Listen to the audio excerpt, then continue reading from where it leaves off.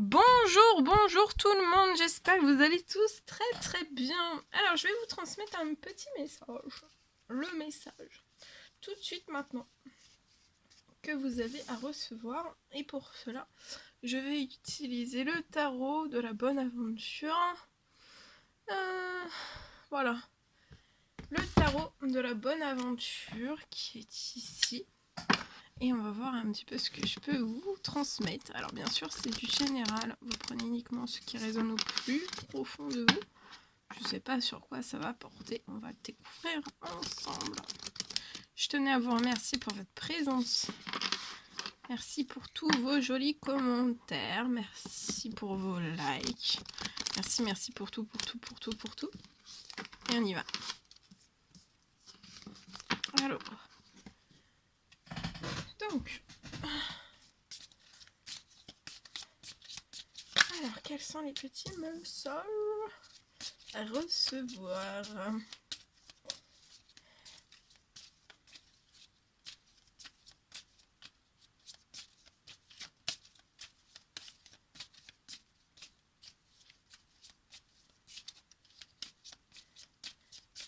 Alors c'est le tarot, ce tarot là on me l'a offert.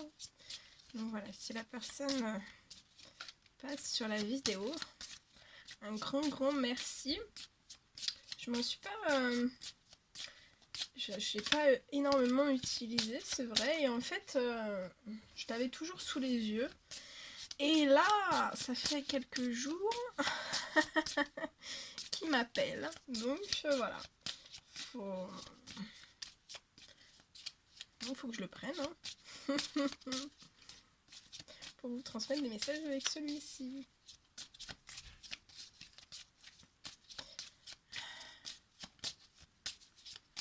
Alors,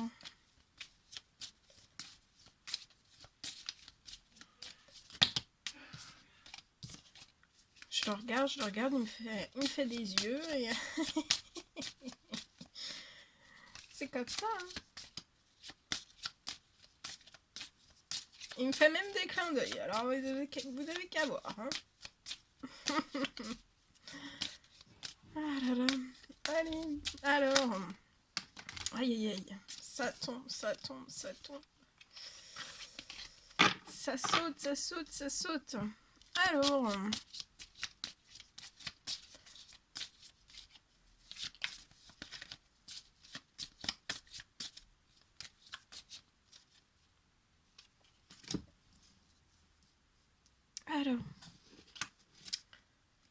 Ok.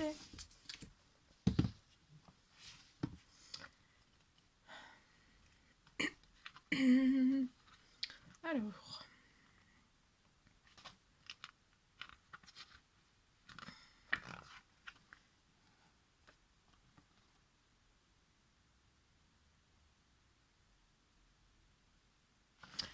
Alors, le symbolisme de cette carte. Alors, c'est les chats.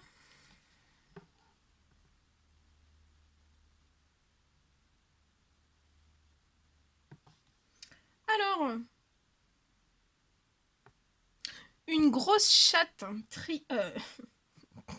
tigrée, bien nourrie, surveille sa portée de 3 chatons en train de jouer. Cette chatte porte un collier fantaisie qui indique qu'on l'aime et qu'on en prend soin d'elle. Un des petits chats se fait les griffes sur un meuble derrière elle. Les autres s'amusent par terre avec une pelote de ficelle. Alors, par cette carte, ça symbolise peut-être les sacrifices de la maternité. Au lieu d'aller chasser les souris pour elle-même, la chatte surveille attentivement ses rejetons et reste là prête à intervenir pour les tirer des mauvais pas où leur curiosité peut parfois les entraîner. Trouver simplement le temps d'écouter un enfant est parfois un lourd sacrifice. Les chatons sont toujours joueurs et malins. La curiosité perd le chat est un vieux dicton. On dit aussi que le chat possède 9 vies à cause de sa formidable aptitude à survivre en dépit de tous les dangers auxquels il est exposé. Il est parfois nécessaire de sacrifier certaines tâches du quotidien, simplement pour se nourrir et prendre soin de son moi spirituel.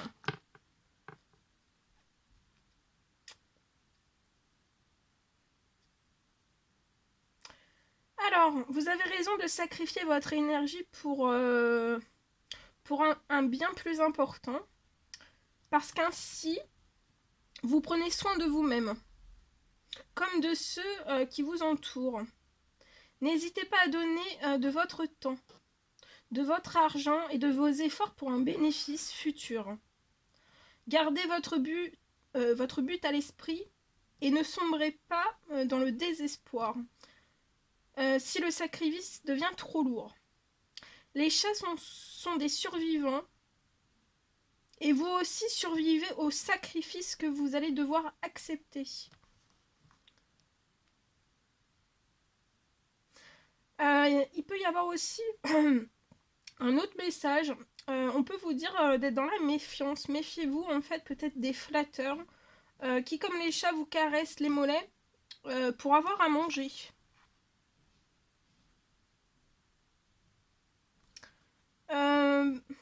Alors en défi, c'est peut-être, vous pouvez peut-être, c'est cette question que vous pouvez répondre à cette question en fait. Qu'est-ce que vous pouvez en fait sacrifier pour votre bien?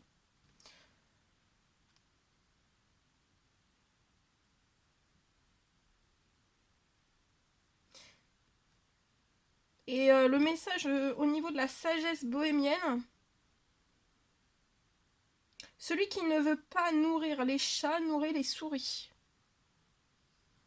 Voilà, pour le premier message. Ensuite, on va faire le prochain message que vous avez à recevoir. Alors, c'est le cavalier. Le cavalier. Alors, en tenue... Oh, attendez. Je la tiens bien. Alors, en tenue de chasse à courre, redingote rouge, culotte de cheval, haut de forme et bottes noires, un cavalier sur un cheval blanc saute par-dessus un fourré et une barrière. Il fait beau, avec quelques nuages blancs très hauts dans le ciel. Au loin, on distingue un lac ou la mer. La chasse à courre exige des années d'entraînement et une bonne coordination entre l'homme et sa monture. Le cavalier doit garder le contrôle et prendre des décisions qu'il communique au cheval au moyen des rênes. Un homme à pied ne parviendrait jamais à couvrir une telle distance au milieu des alliés, mais à cheval, il dispose de plus de force, d'énergie et aussi d'habileté. La force d'un cavalier dépend de la douceur avec laquelle il a entraîné son cheval, car il faut convaincre celui-ci de le porter et de se soumettre à des exercices athlétiques, audacieux et en même temps élégants. Le cavalier devra le féliciter, l'encourager et non le punir.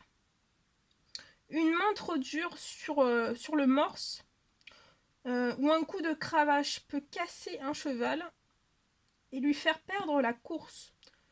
Le cheval donne davantage et réussit mieux quand il aime et respecte son cavalier. Au moment de sauter le cavalier de sa monture,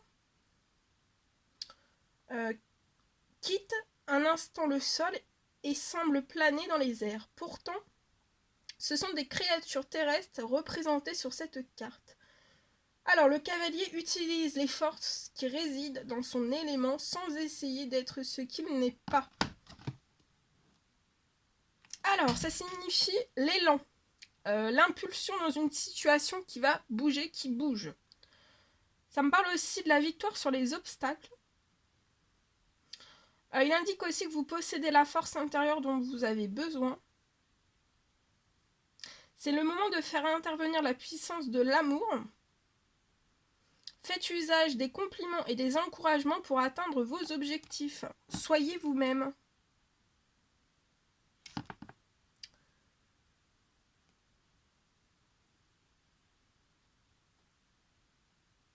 Et là, la petite phrase de la sagesse bohémienne, la phrase c'est tomber d'un cheval, cela vaut encore la peine.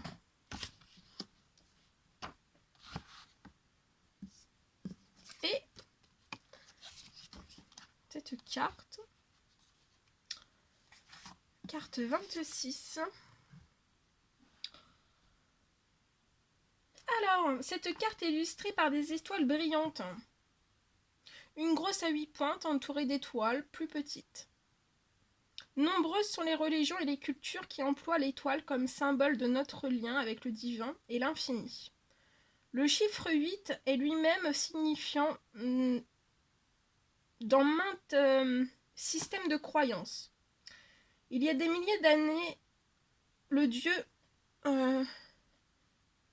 Krishna avait 8 associés principaux. Je regarde parce qu'en fait, en même temps, je crois que ça avait coupé. De pensée mathématique, de carré ou d'orientation, la rose des vents, l'énergie du 8 correspond à l'acceptation totale de notre destinée, le dharma et de son objectif. Vous n'êtes plus un apprenti. Donc là, on vous dit que vous n'êtes plus un apprenti, vous approchez de la maîtrise, quel que soit votre domaine. Ça peut être matériel, spirituel, physique ou alors mental.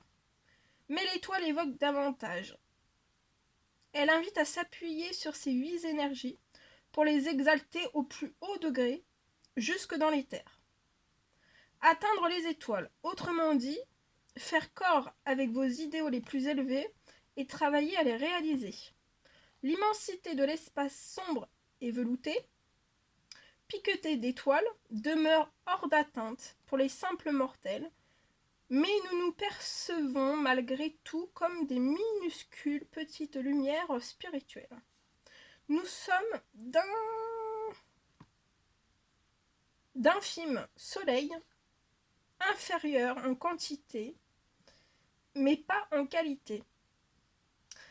Par cette carte, ça symbolise que le divin, dans notre cœur et notre esprit, la source de toute inspiration, connaissance, mais aussi sagesse.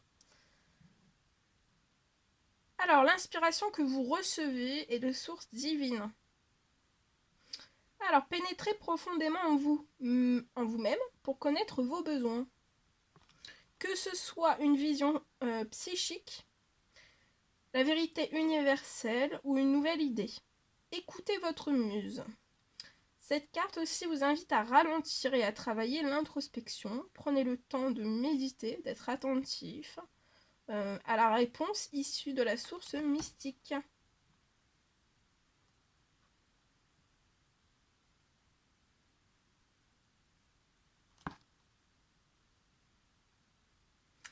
Et la petite phrase de sagesse bohémienne, c'est on ne peut pas voir les étoiles quand il fait grand soleil.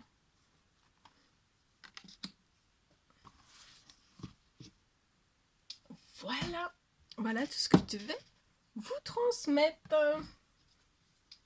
C'était un réel plaisir pour moi. N'hésitez pas à mettre des petits commentaires, des likes, à vous abonner si c'est toujours pas fait, que vous désirez le faire.